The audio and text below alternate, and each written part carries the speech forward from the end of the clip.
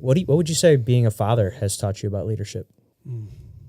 I think that's probably the greatest form of leadership because they're truly watching. Everything you do. They're watching everything you do. Like my kid. How old? I've got an 18-year-old and I have a 9-year-old. Okay. So the 18-year-old, he's trying to move. He's moving out. He's like, hey, I got the world. I know how to do things. I can. Okay. So I'm letting him learn that. But the 9-year-old, like, somebody will cuss. Somebody else that's not inside our house will cuss, and we both look at each other. And we come back, and he's like, we don't say that. So I think that's one of the things that we have the ability to actually teach. And teaching is more demonstration than it is saying. So being a father just allows me to be able to either teach him that or me learn something as a result of my failure. If we look at my failure as a father with my 18-year-old, I took over dad duties at 3. That kid is mine.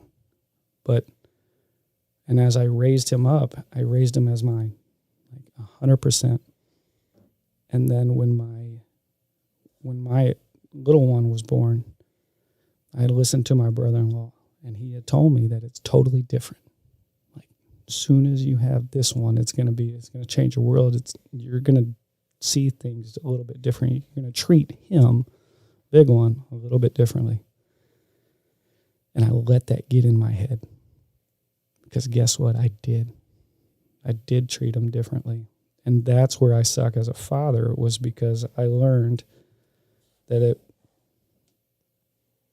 it is different when it's your kid.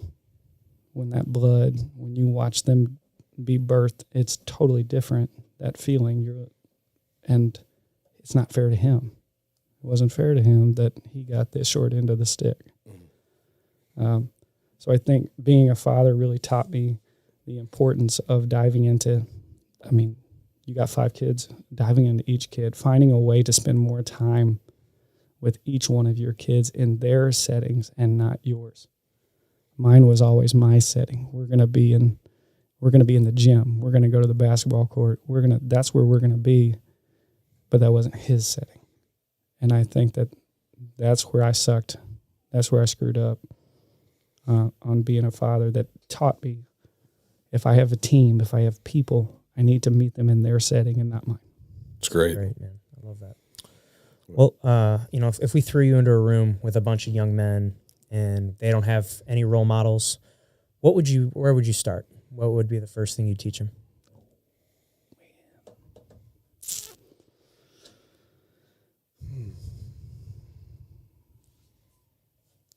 I think 2 things really come to mind.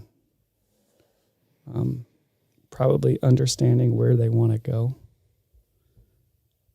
and then grace. To get where you want to go, you have to screw up. To get where you want to go, to achieve the dreams, we call them big-ass goals, we call them bags.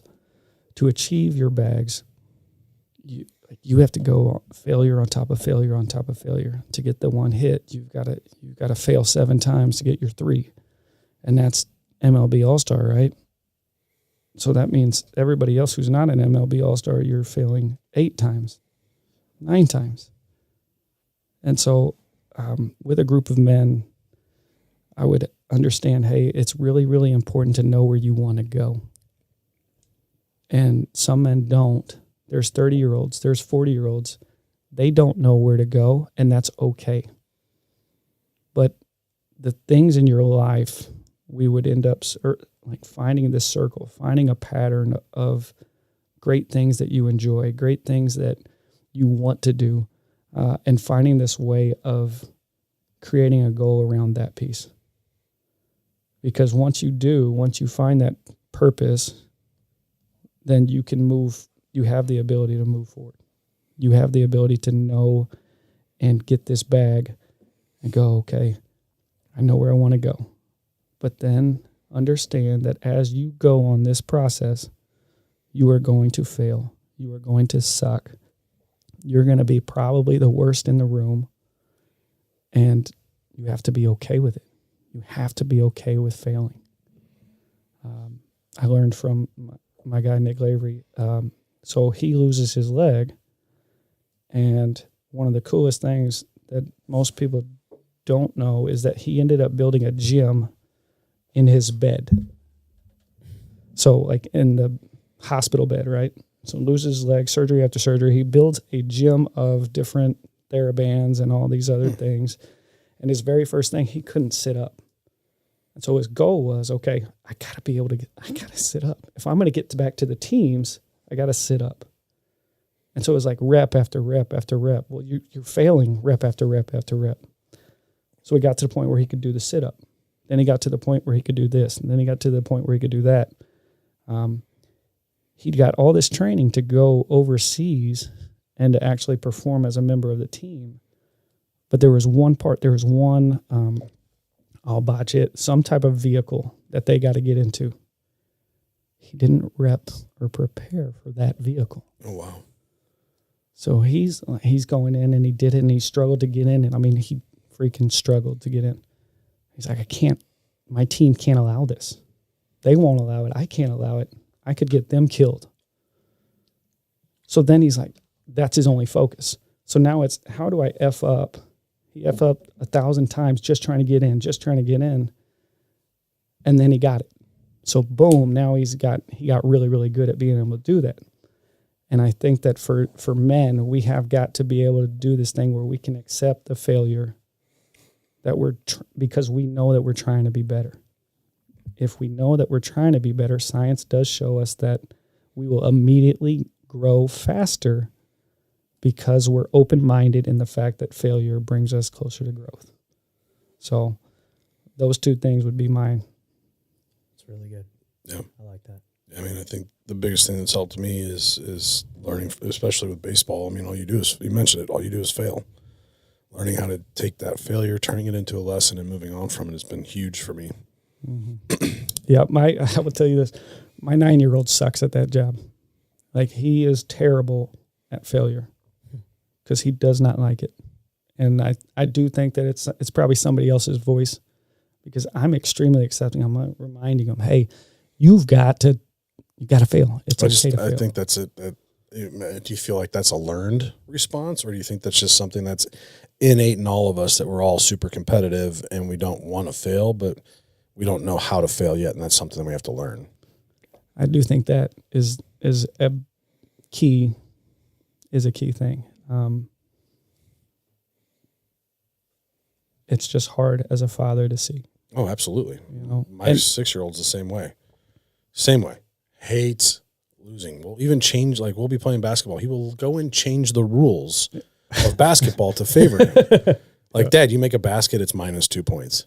Until it's the score's back to, like, I'm like, that doesn't make sense. He goes, yes, it does. And then he'll be winning. Like, all right, I'm winning. Makes sense for me. Yeah. He's like, all right. And he's like, all my baskets are worth 2 and yours are worth 1 now. So I'm like, what? But like, that's how, because he hates losing. He's not a good loser, which I want him to keep his competitive edge. But at the same time, teaching him those lessons and teaching him how to learn is going to be a process. I mean, shit, I didn't learn it until I was in high school.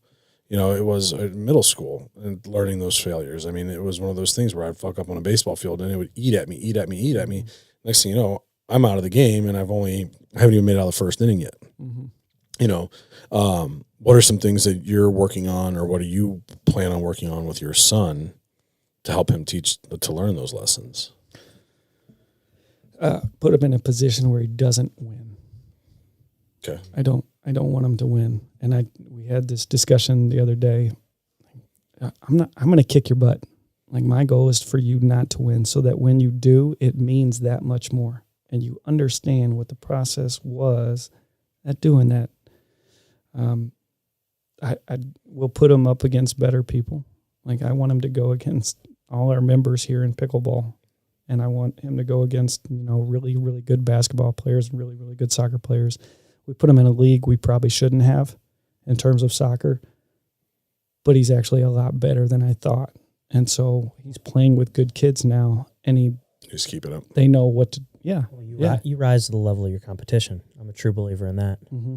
You know, Yeah. like if you wanna get better at whatever it is, go find where the really good people are and join them. And it's gonna be, do or die. You're either gonna sink or swim. If you wanted to get better at jiu-jitsu, go join a really tough gym. Yeah. And you're gonna get better, or you're just gonna keep getting your ass kicked. Yeah.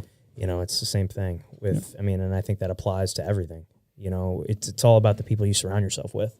Yep. And everybody, a rising tide raises all boats. It does. Yeah. Thank you.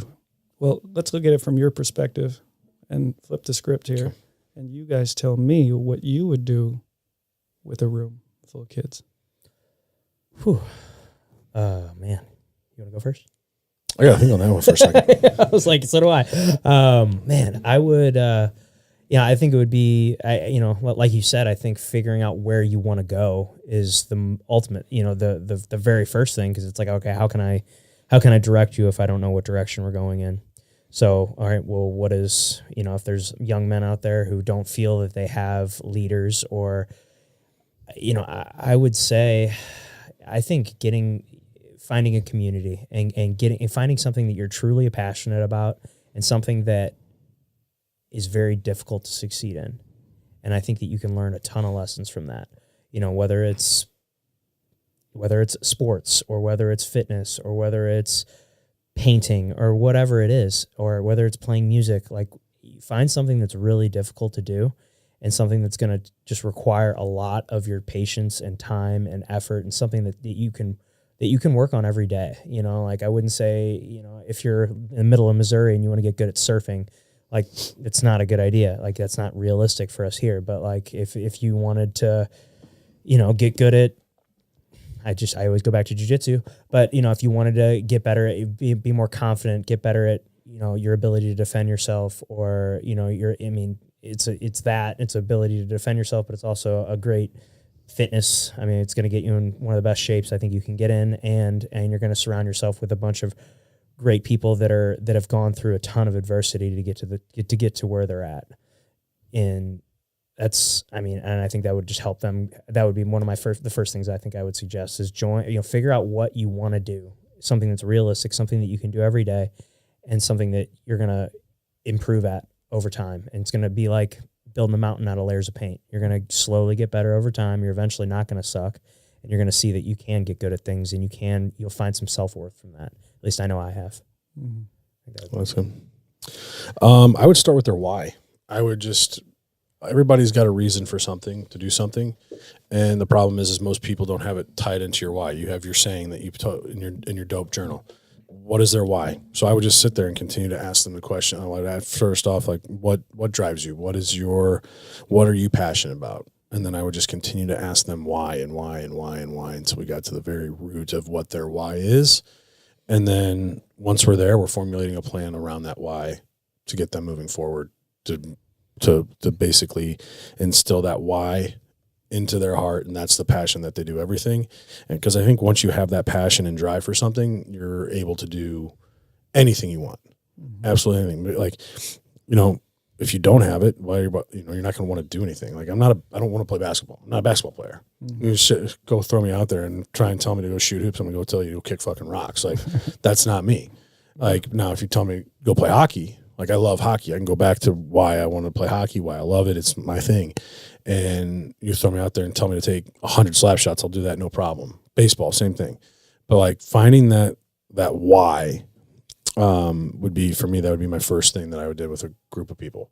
Sit them down and just continue to ask them why. Mm-hmm. Why is that your favorite thing? Well, why does that happen? Where just continue to ask until they get to that thing, and then they have that passion and drive, and then you can move forward with them. Mm-hmm. So break them down mentally, and then help them build up. From there, once they get their why, the next thing is building up their emotional intelligence. I think that's one of the most important things as a true leader you have to have. Everybody, you can be smart, but smart people have low EQs. But I haven't met a single person that has a high EQ that has a low IQ.